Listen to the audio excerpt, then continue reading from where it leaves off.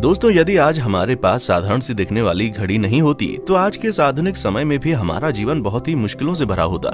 इतना ही नहीं, आज के समय में जो चीजें एक एक सेकंड के हिसाब से चल रही हैं, जैसे रेलगाड़ी का समय, जहाज का समय, ये सब कुछ संभव नहीं हो पाता। कुल मिलाकर अगर कहा जाए तो आज के समय में घड़ी के बिना जीवन का आधुनिकरण संभव ही नहीं था। लेकिन क्या आप जानते हैं कि इतने महत्वपूर्ण यंत्र घड़ी का आविष्कार किसने, कब, कहां और कैसे किया? अगर नहीं तो बने रहिए इस वीडियो में प्राचीन काल से लेकर आज तक घड़ी के आविष्कार का दिलचस्प इतिहास जानने के लिए।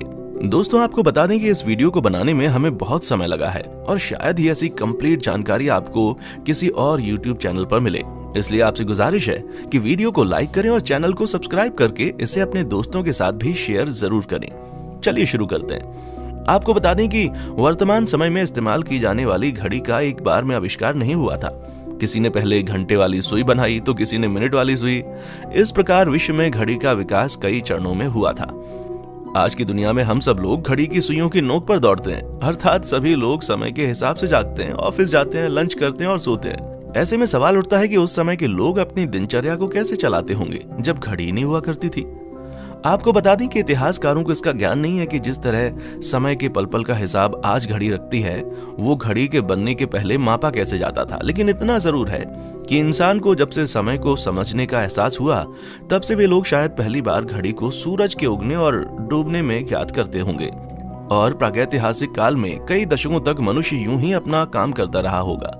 इंसान रात और दिन के समय का आभास करता रहा होगा और अनुमान लगाता रहा होगा कि अब दिन के या रात का पहला पहर खत्म हो गया है और दूसरा शुरू होने वाला है। फिर जैसे जैसे इंसानों में बुद्धि का विकास हुआ, समय को मापने की उसकी जिज्ञासा और बढ़ती चली गई, जिसके चलते लोग सूरज की दिशा को देखकर ही समय का अनुमान लगाना शुरू कर देते थे। ऐसी विधि का प्रचलन प्राचीन काल से होता आ रहा है, जिसमें आकाश में सूर्य के घूमने के कारण किसी पत्थर या लोहे के स्थिर टुकड़े की परछाई की गति में होने वाले बदलाव के द्वारा समय का अनुमान निकाला जाता था। सूर्य घड़ी देखकर समय का लगभग अनुमान लग जाता था, लेकिन ये घड़ी उस समय काम नहीं कर पाती थी जब बादल होते थे। इसका इस्तेमाल प्राचीन मिस्र की सभ्यता में किया जाता था। ये भी कहा जाता है कि सूर्य घड़ी वैज्ञानिक रूप से समय की गणना करने वाला पहला आविष्कार था।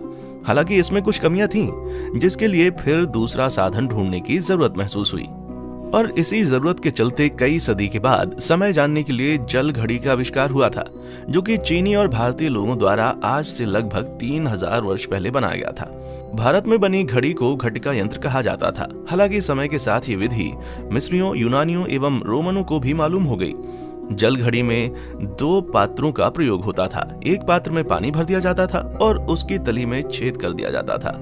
उसमें से थोड़ा थोड़ा जल नियंत्रित बूंदों के रूप में नीचे रखे हुए दूसरे पात्र में गिरता रहता था। इस पात्र में इकट्ठा हुए जल की मात्रा नापकर समय का अनुमान किया जाता था। बाद में कई देशों में पानी के स्थान पर बालू का प्रयोग किया जाने लगा। हाइड्रोलिक घड़ियों का आविष्कार। आपको बता दें कि ईसा से 3 सदी पहले यूनान के रहने वाले आर्किमिडीज ने बोवायंट फोर्स की खोज कर ली थी, जिसके बाद उन्होंने हाइड्रोलिक घड़ी का आविष्कार किया था। उन्होंने पानी में एक तैरने वाला इंडिकेटर डाल दिया था और बर्तन के साथ 1 मीटर लगा दिया था। फिर जैसे जैसे पानी की बूंदों से बर्तन में पानी बढ़ता गया तो मीटर के जरिए समय का पता लग जाता था। फिर इस सदी में सेबेस्टियन नाम के एक वैज्ञानिक ने पानी के जरिए ही एक घड़ी बनाई।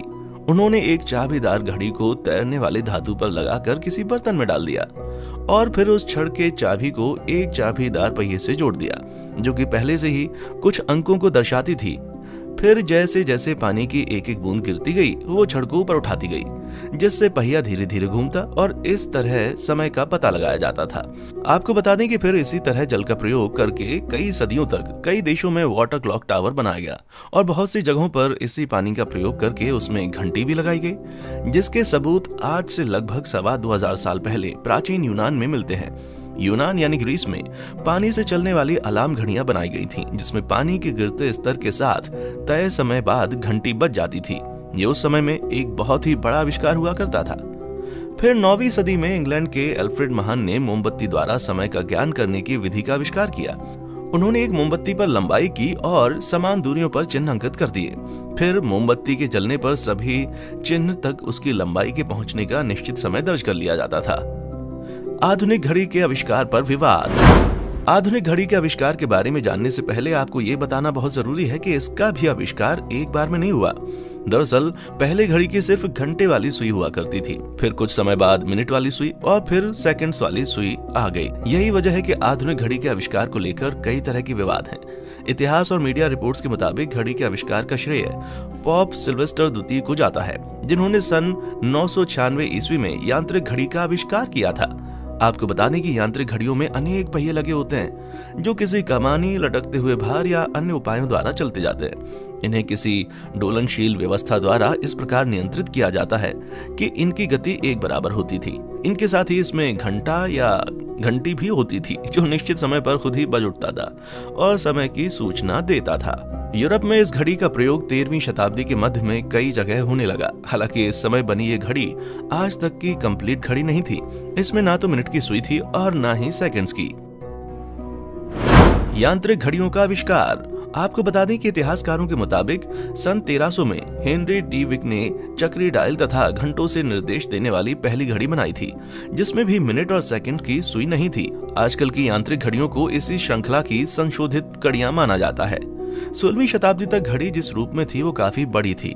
घड़ियां बाजार, महल या किसी सार्वजनिक स्थल पर लगी होती थी, इसलिए घड़ी को एक जगह से दूसरी जगह ले जाना बहुत मुश्किल था। इतिहासकारों के मुताबिक सन 1577 में घड़ी के मिनट वाली सुई का आविष्कार स्विट्जरलैंड के जॉस बर्गी द्वारा उनके एक खगोल शास्त्री मित्र के लिए किया गया था, जिसका प्रयोग घड़ियों में किया जाने लगा। उस समय घड़ी के अंदर कल पुर्जे जैसे गियर कटिंग इंजन और स्टील निर्माण भी उतना अच्छा नहीं था जैसा आज है, और साथ ही साथ वे बहुत ही वजनी हुआ करते थे। इसीलिए समय समय पर घड़ी को छोटा और हल्का करने के लिए कई प्रयास होते रहे।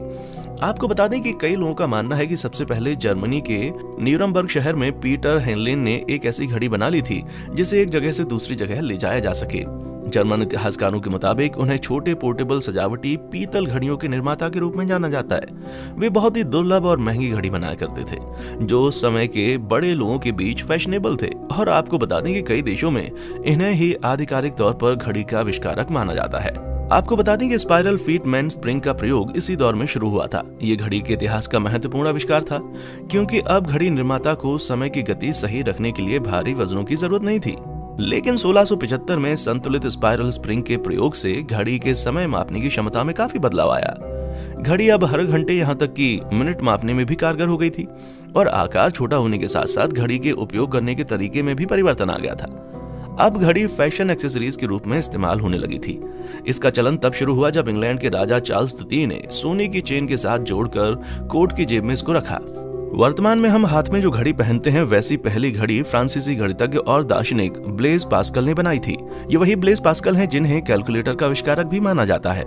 लगभग 1650 के आसपास लोग जेब में घड़ी रखकर घूमते थे। ब्लेज पास्कल ने एक रस्सी से इस घड़ी को हथेली में बांध लिया ताकि वो काम करते समय घड़ी देख सकें। आपको बता दें कि समय के साथ कई तरह की घड़ियां बनने लगी, जिसके चलते बहुत से व्यापारी घड़ी की अलग अलग तरह की डिजाइन बनाकर व्यापार में आने लगे।